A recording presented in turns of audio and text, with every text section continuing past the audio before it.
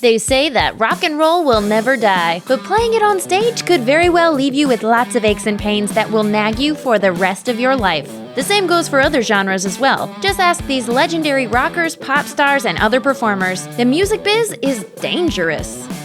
Prince's bad hips. The artist was well known for his amazing live shows, but in his younger years, he really cut loose. Prince often wore high-heeled shoes while performing, and despite his choice of impractical footwear, he often jumped around, causing undue stress to his joints. In the mid-'80s, his protege Sheila E. joined him during his Purple Rain tour as an opening act, and later told the press that even back then, Prince was in constant pain.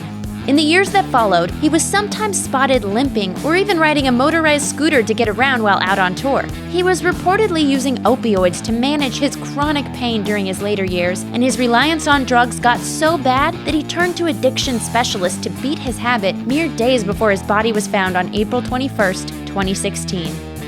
Frank Zappa and the wheelchair.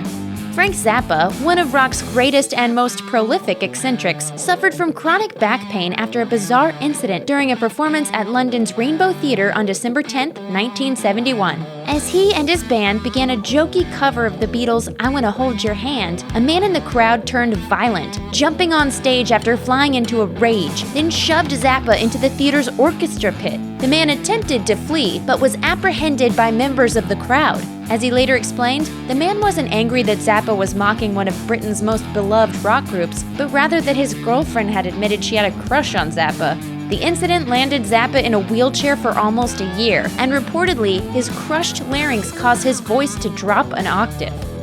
Patti Smith's pain in the neck. Many performers have fallen off stages over the years, but luckily, most escape with nothing more than a bruised ego. Unfortunately, that isn't the case for everyone. I think I really broke my leg. Just ask Patti Smith, who teamed up with Bob Seger and the Silver Bullet Band for a show in Tampa in 1977. Smith was known for her wild performances back then, which often included lots of twirling. But for this show, the stage crew didn't leave her with much space to work with, so she made do with what little room she had.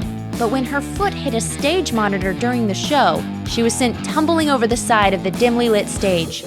Smith fell 15 feet into the orchestra pit, broke vertebrae in her neck, and fractured her spine. She still suffers from neck pain, but as she told the Houston Chronicle in 2012, "It's nothing I can't live with." Adele's delicate vocal cords. In 2017, after the second of 4 shows in front of audiences of nearly 100,000 fans at London's Wembley Stadium, Adele realized something wasn't quite right. She had struggled during the first 2 nights and kept having to clear her throat. She saw her doctor, who told her she'd badly damaged her vocal cords and should cancel the last 2 shows at Wembley, which were meant to serve as the finale of her record-setting tour. Sadly, she'd experienced a similar problem when she suffered a hemorrhage after singing live on a French radio show in 2011 and underwent a very risky vocal cord microsurgery. As a result of this latest unfortunate incident, it's uncertain what the future holds for Adele's touring career, which she had already considered permanently retiring anyhow. I just felt the more successful I get, the more pressure there is. MJ's migraines and back problems.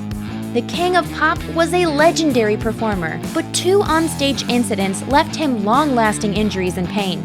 In January 1984, while performing on stage at the Shrine Auditorium in Los Angeles for a Pepsi commercial, he was dancing along to his hit single Billie Jean when he got too close to a pyrotechnic display, setting his jacket and hair on fire. Someone ran onto the stage, threw him to the floor, and extinguished the blaze, but not before he sustained 2nd and 3rd degree burns on his face and scalp.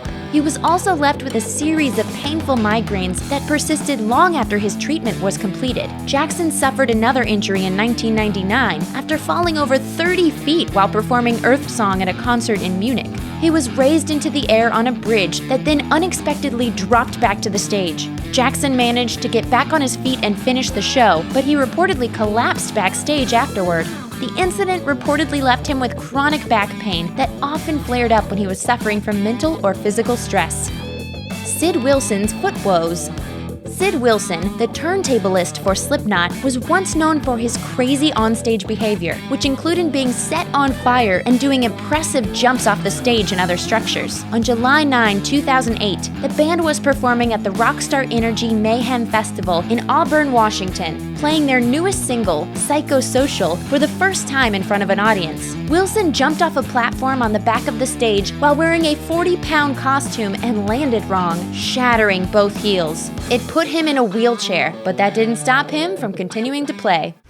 I've been continuing the tour with broken heels. He continues to have occasional foot trouble though, most recently in 2015, putting an end to many of his onstage antics. Enrique Iglesias versus the drone. Grabbing drones while they're in mid-flight is dangerous. Spanish heartthrob Enrique Iglesias learned this lesson the hard way when he grabbed one equipped with a camera during a performance in Tijuana, Mexico on May 30th, 2015. It was a big mistake, even though he'd done this during prior shows. That night, his hand got a little too close to the drone's spinning blades. They sliced open one of his palms, fracturing his hand in the process. Iglesias wrapped his hand in a t-shirt and left the stage. He later had reconstructive surgery, but told Univision that he no longer has any feeling in one of his fingers.